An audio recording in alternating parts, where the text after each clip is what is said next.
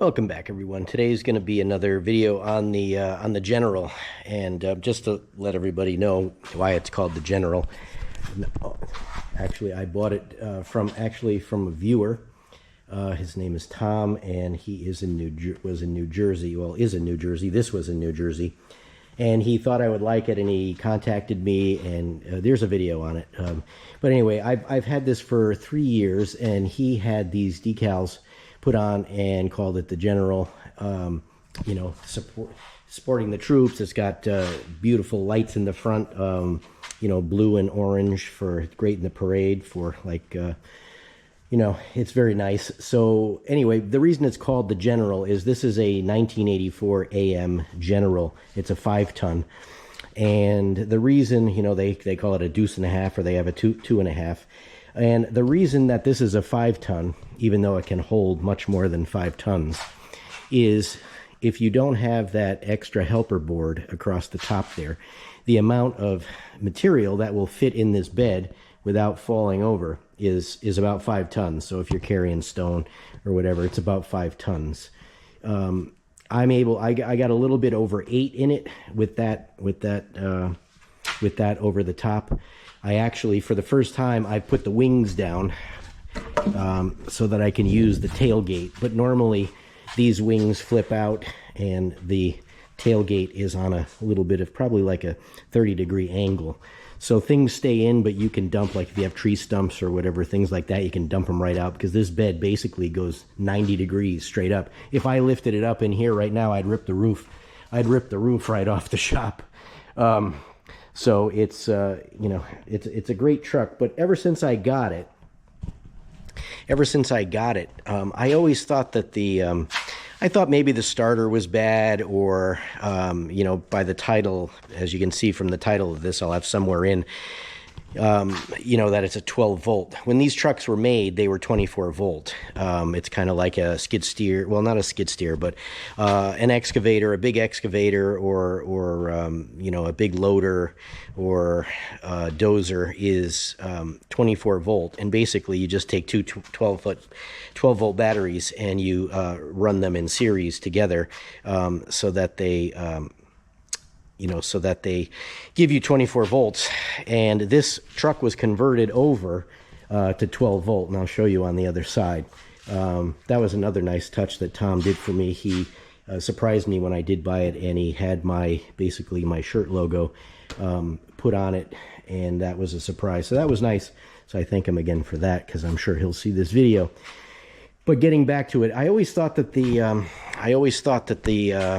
battery cranking power seemed to be lacking, and I always put a trickle charger on it. Let's go around to the other side so you can see. So I have a lot of these. I probably have 10 or 12 of these. I put them on everything, the motorcycles. They're great. So when they're charging, now it's not hooked up to anything right now, it's just plugged in, but when it's charging, it light blinks like this. And when it gets close to being done, the green, this light will stay red and this one will blink. But if they both blink back and forth, like bing, bing, bing, bing, back and forth, it means something's hooked up wrong, or the battery's bad. It usually means the battery's bad, not that you have it hooked up wrong. And it, you know, I put a lead in for it, so it's just, you know, you just plug it right in. And what happened, I had dropped this. I didn't drop it. I kicked the wire, because I have the wire over here, and I was going to take it out, so I disconnected it. But I kicked the wire, and it pulled this onto the ground. And I'm like, oh, great. You know, did it break? I plugged it back in. No, it still worked. And then, like a couple days later, I went into the truck. Well, actually, I didn't even get in the truck yet, and it was blinking back and forth. And I said, well, that's strange, because it was just a day afterwards it worked, and now it's not working. And I went to go start it again the other day, and it was totally dead. I mean, there was not even a crank. It was just dead. There was some lights on the dash, but that's about it. So I came back over, you know, and I tried it again, and I got my big time charger out. And you know, you can do a you know, it's got a starting mode on it. Fired it up, no problem. So I said, well, okay, the batteries are bad. I checked them; they had 12 volts going through them, so they should be normally like 14.1, at least 13 to 14. So I said, okay, well, let's hope. Let me get this out of the way so I don't drop it again. So you'll see, I won't be able to show you with the batteries in it because I already took them out and I wasn't planning on making a video on it. But I figured I probably should. I've got to get a flashlight over here. Let me go get a flashlight. Okay, got my trusty Harbor Freight LED flashlight over there. I love this one, rechargeable. I've got some pictures. I'll put some pictures in here so you could see. I always take pictures beforehand just so you always make sure everything goes back together again. But I'll show it more how it works, you know, but you can see the power cord. So it's got one battery hook up there, one there, and one there. So you're basically, you're putting these in series. So you're just putting everything together. So it's still 12 volts, but it's got, you know, the cold cranking amps on this they're almost 1,000 each. So you've got like 3,000 cold cranking amps. So this thing should turn this big motor over, no problem. So I've got everything ready to go. Like I said, I had taken them out and I wasn't going to make a video on this, but I thought, you know, there's not very many videos on it. And it's also, this is one that's been converted over to 12 volts so people can see how it works. And I just thought that I should do it for somebody. If it can help somebody, that would be great. Plus it'll be in the history rolls on my channel, so that'll be good for future stuff. Let me shut this light off so it doesn't run out. So anyway, I'm going to go pick them up. I'll show you the batteries that I got, but I did a little bit of research and I like Napa batteries. They seem to last a long time. But you're going to see, I'm going to show a clip of a battery. These were 8 years old. These batteries, when I finally got them out, somebody didn't punch the little ticket on top of them where it shows, you know, what month, what year, blah, blah, blah. But on the side of it, they usually always put the date. There's always a sticker when it was made. And it was made of, as you're going to see in the clip, it was July of 2018. So these were 8 years old, a little over 8 years old, and they work. So you can't ask anymore. I've never had a battery go 8 years before. 6 is the longest. And actually the battery in the Kubota tractor is a little bit of, it's about 6.5 years old now, and it's still going. I shouldn't talk about it now because it's probably going to be dead when I go to start it, but it's still been great. So anyway, I can't complain about that, but I've got new batteries and a big difference in price, and I'll show you when I get them so that you can see, and hopefully this will help you where to buy batteries if you need to replace them. So let's go get the batteries. All right, so here's the batteries out. So these are Group 31, the technical term for them is Group 31, and it says S. Boy, that was neat. Did you see that handle fall down? It says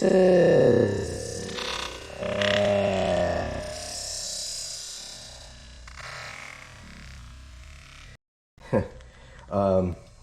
Okay, thanks, David.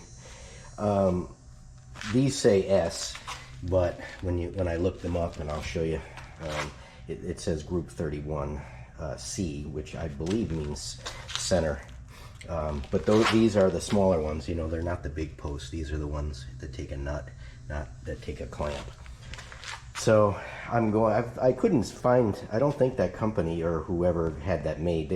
It says out of Tennessee, but I couldn't find it anymore. But I was amazed that these were made in July of 2018. So that is, that's amazing that these lasted 8 years. Like I said, it always sounded like it was cranking slowly, and I just thought maybe the starter, because it's a big motor and it was changed from 24 volt to 12, maybe it wasn't enough. But we'll see what it sounds like after I put the new ones in. But that certainly confirms my suspicion as to why it sounded that way. All right, I'm going to load these up. And head to Sam's. Get the new ones. All right, so I'm back from Sam's. They had them waiting for me. It was great. Sam's in Myrtle Beach. I don't know if he's a manager or not, but Keith called and talked to them yesterday. I wanted to make sure they had them. I didn't want to drive down there. It's about 40 minutes away, so I didn't want to drive down there if they didn't have them, but it was well worth the price difference. As you'll see, these were like $134 each, and I believe the Napa ones were, they might have been closer to 239, something like that. So it's a big savings. So let me get them untied and I'll show them to you so you can see what they are. But they're made by the same company that makes Napa, which I'll put up a link to that or a picture here and show you what the company's name, and I can't remember what it is, but I know they were the same because I checked. So let me get them unstrapped. All right, so here it is. So these are 31C, which is what you need. You just have to make sure you get the post, one with the threaded post rather than the larger clamping post. But it was nice because they were just made, so this was, it's not even a month old. They give you a 12-month replacement, but I believe it counts from like today when I got it. So these are 950 cold cranking amps. It's 1170, in reserve, but it gives you a full time. I think the other one was 980. But the fact that those other ones lasted 8 years, it's still, even there, they couldn't believe they were 8 years old. They were like, wow, it's too bad you couldn't find those. I looked and I don't even see that company. It was out of Tennessee. It must have been, that was made by, this truck was redone by Memphis Equipment, and that's where the battery was put in. That's when it was done, or redone, was in 18. So I would recommend these, $134 a piece. So you can't go wrong. And like I said, I'll put up the link or the pictures for it, so if anybody has to do this, you can do the same thing and you won't overpay. So let's get these installed. Well, this is the fun part, getting it up there.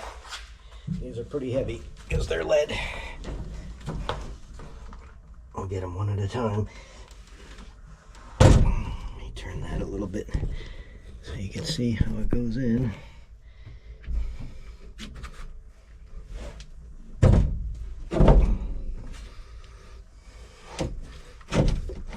There's one. The hardest part on these is not getting the wires to be under the battery. And I don't want to try to have to lift that up. Let's get the second one.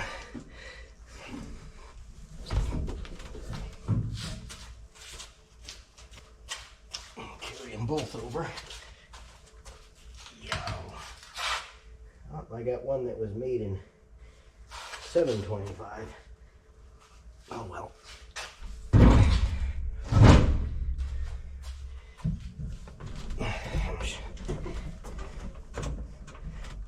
We'll put that one in the middle.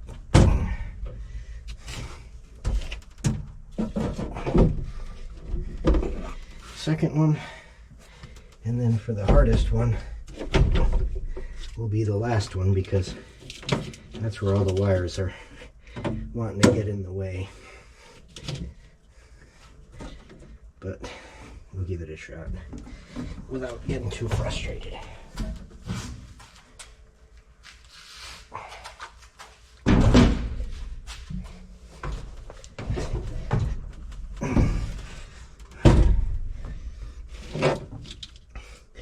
Wires and metal trim.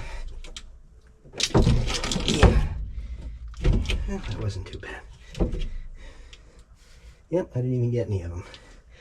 Alright, I'll put it back on in a minute. Alright, this strap, I don't know, I think it might have been made at Memphis Equipment, but it's not the easiest one to get in. The hole is like a threading it almost. I should have got a socket, but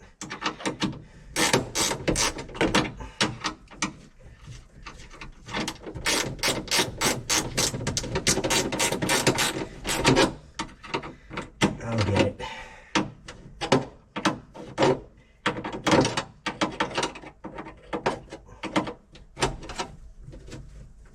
Let's see if we can pull it through.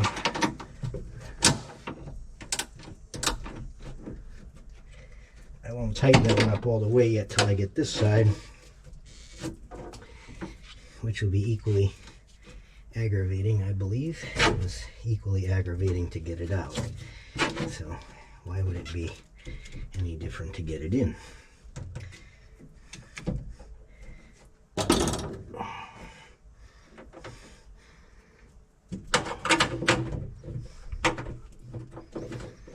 Yeah, I would say this was definitely made. That hole looks like it was done with a drill, which is no big deal. It's just, I would have made the hole just a little bit bigger than the bolt. It doesn't need to thread into the, it's not going to thread into it anyway. It just makes it hard to get it in, which it is, but it's gone. Let's get the nut on there. I could take advantage of spinning it then.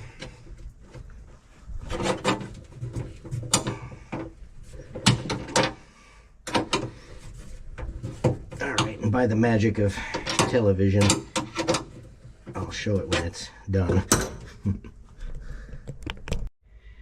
Alright, so I always put on, I always spray terminal protector on it. I've had this can for a long time. As long as you clean the tip, it'll last forever. You don't use very much of it. But you just spray it on the positive terminals, and it keeps the corrosion. I usually spray it once, put them together, and then I spray it again afterwards, because it doesn't hurt. So you want to do the positive first, save the negative for last. It's much safer that way, and this way you won't get, you run the risk of not shocking yourself either. So I don't know if you can see this, but this is made for putting batteries in parallel, 3 batteries. So it's got 1, 2, and 3. So these will go on, and the main one that goes to the engine comes out of the center. So that will attach to the center one there. And then there's a couple other ones that go for some aftermarket things that were in, probably the air horn. This has camera system, and it also has an air conditioner. So I'm not sure what is what on there, but this is how this will go, just like that. So let me get these on, and I'll show it to you. I'll show it to you after it's on, just so my arm's going to be in the way of the camera. Alright, so those are on. So the main one, I always like to put it underneath. This way it pushes it down. It can go either way. I can't remember how it was. We'll see when I look at the picture of how it was. But this way that one's down, because it's all solid on the other one. So I like to put that one on the bottom. And when you've got multiple ones like this side, if you just hold on to it with your finger, because it'll want to make them spin. And this one has a lock washer on it because it's got multiple. So this one's multiple, but these are big. That's got a couple of little ones which they'll want to spin, and the locking washer will hold it down and not let it loosen up. These are 9/16, by the way.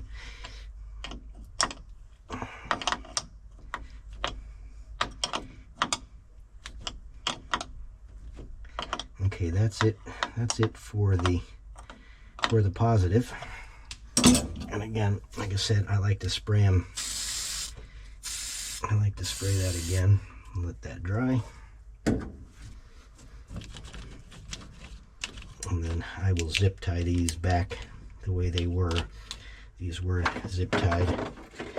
And as you can see, I've got I don't have the wired lead, but I have it with the alligator clamps, which it works fine because that's a big nut to grab. So it's the same setup for the negative side. All right, so I do the same thing on the other side. I'll show you, make sure I'm not going to squirt myself. Give those a shot. I would have done them, but I like to keep the caps on. I like to keep the caps on just in case you drop a wrench or that board you know, the bar falls or something. It's better than having an arc. So again, these will go on like that. Actually, let's see. It goes like that. Nope, it doesn't. It goes like that. You gotta get these. You gotta get these in. So it goes like that, and there's only one negative that will go on there. So, all right, I'll show you in a second. All right, here we are, all nice and neat. I neatened it up a little bit, as you saw from the video of the way it was. They had their ground wire going right over the main, you know, positive line going right to the engine. Not a good idea. They'll chafe after a while. Probably never would, but it's still not a good idea to have anything if you don't have to touching. I mean, these are underneath, but these are in wire mold, and those aren't going to move, whereas the big ones will. So I just neatened it up a little bit. So there we are. So I'm gonna get it starting this, but I'm going to put the trickle charger back on these, let it charge it back up. So it'll probably be tomorrow before I start it again. But from magic of video, you won't even have to hang around. You'll get to see it in a second starting up. But I'm gonna get the charger on it. I'll show you what it looks like when it's charging. All right, so that's what it looks like when it's charging. And what it was doing when it was bad, like I said, is it would bounce back and forth. So the red would go on, green would go. So it would bounce back and forth, bing, bing, bing, bing, bing, bing. So that's how you knew. And it says something's hooked up wrong or the battery's bad, but I knew it wasn't hooked up wrong because nothing had changed other than this falling. But apparently it still worked, which is a good testament to it. But let's see how it is tomorrow. So, or I'll check back later. But like I said, next thing you'll see is when I start it. All right, hallelujah. It's bright green, no red, fully charged. Let's go and let's hear how it sounds when we start it up.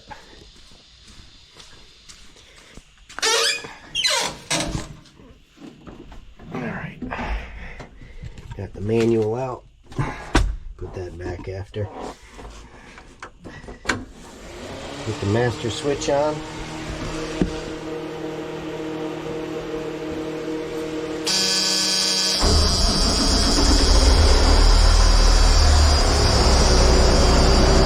There you have it.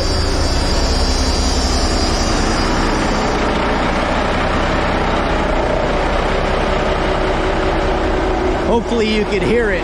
It cranked really hard. So, and I checked at 14.1 volts. So, new batteries, 8-year-old batteries, even 5-year-old batteries when I bought it weren't what it is now. So, I will put in, you know, all the pictures and links so you can see what batteries I used, and this should be good hopefully for another 8 years. I doubt it, but we'll see what happens. So any questions, let me know. 24 volt switched over to 12 volt. Any questions, I will be happy to answer. And as usual, thanks for watching. I'll catch you on the next one.